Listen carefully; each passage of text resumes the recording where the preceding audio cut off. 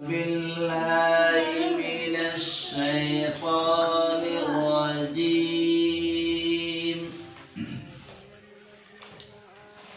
بسم الله الرحمن الرحيم.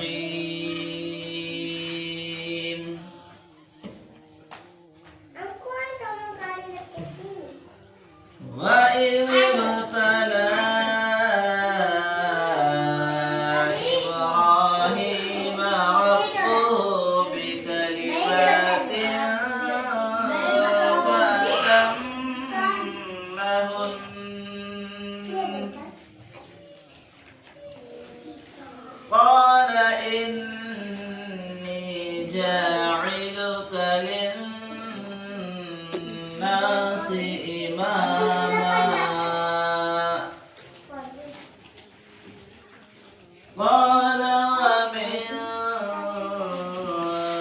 ذريتي